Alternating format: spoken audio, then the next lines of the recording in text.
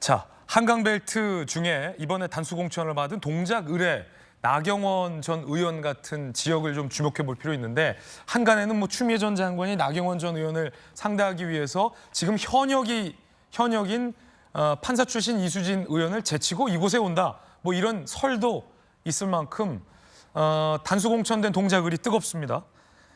나경원 전 의원이 이렇게 언급을 했군요. 추미애 전 장관에 대해서 들어보시죠.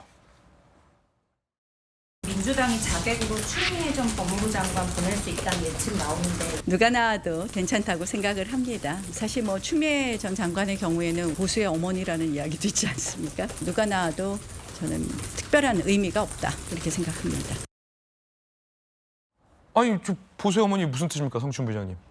나경원 전 원내대표는 추미애 전 장관이 보수의 어머니다 이러는데. 그러니까 추윤 국민들이 알고 계신 추윤 갈등으로 인해서 윤석열 대통령 당시 윤석열 이제 후보자 전부터 검찰총장 시절에 뭔가 좀 인지도와 좀 핍박받는 이미지로서 뭔가 그걸 키워줬다라는 그 어떻게 보면 좀 비아냥거리는 용어죠. 예.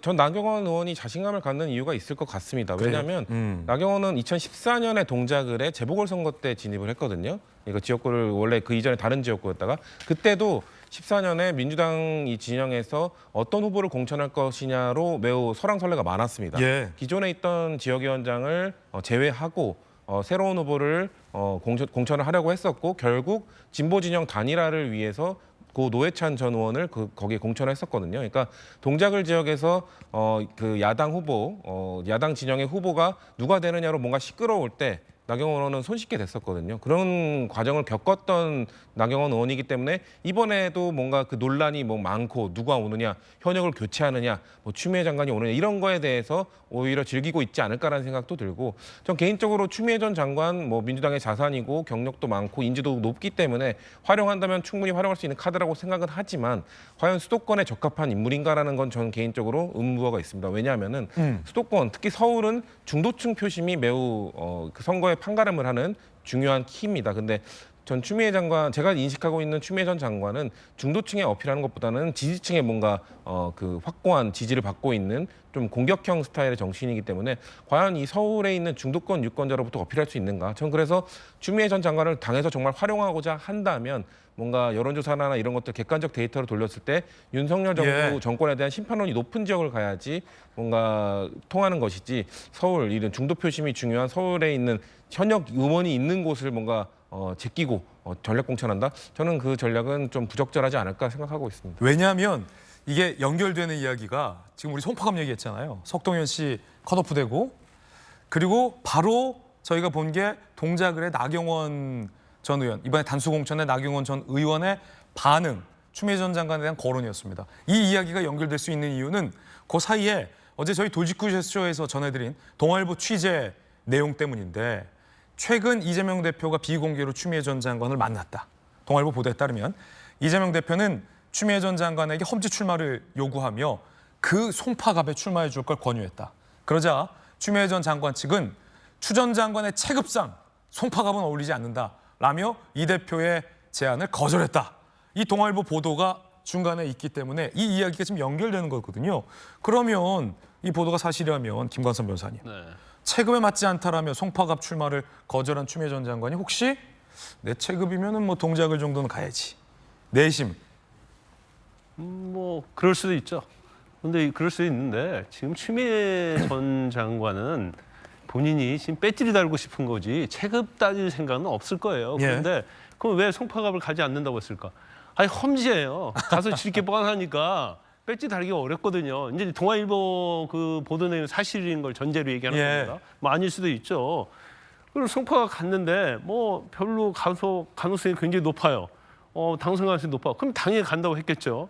근데 당선 가능성이 없어요.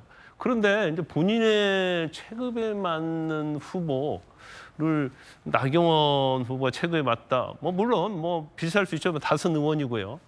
둘이 이제 판사 출신이고 여러 가지 어떤 양 당에 있어서 정치의 입지에 보면 뭐 상당히 급은 뭐 그렇게 서로 체급이 맞다고 볼 수 있어요. 그래서 지금 송파갑을 가라고 했다는 얘기 자체는 사실은 험지를 보내고 싶은 거예요.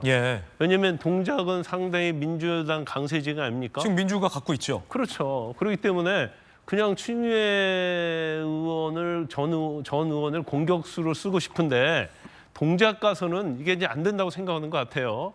그래서 지금 고민을 굉장히 많이 하고 있다 이런 얘기가 많이 나오고 있는 것 같습니다. 그런데 지금 사실 저것도 좋지 않아요. 왜냐하면 국회의원이 동작이면 동작 딱 찍어주고 전략공천을 해야지. 거기 있는 지역구 구민들 유권자들도 또 지지자들도 추미애를 지지하겠다 이렇게 생각하는데 돌고 돌다가 동작구 와봐요. 그럼 여기저기 안 되니까 우리 지역구 왔구나. 그러면 사실은 어떤 지지층도 사실은 결집이 안 될 가능성이 상당히 많다 저는 그렇게 보고 추미애 전 장군이 과연 뭐 민주당에 있어서 공격수로서 역할을 할 수 있을까? 예. 아까 그 누구죠? 나경원 전 의원이 보수의 어머니라고 얘기했잖아요. 그러니까 굉장히 의미심장한 얘기인데 나경원 의원도 저런 말 하면 안 돼요. 왜 안 되냐면 보수의 어머니라고 하면 보수층에서 진짜 어머니인지 알고 찍어요. 그럼 표가 달아나거든요.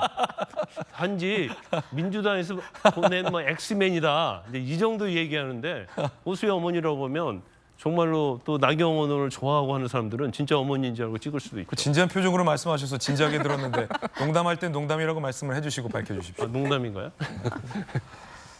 그런가 하면 이 공천 반발했었던 김성태 전 의원이 당의 결정을 수용하겠다라며 승리의 미랄이 되겠다라고 입장을 밝혔습니다.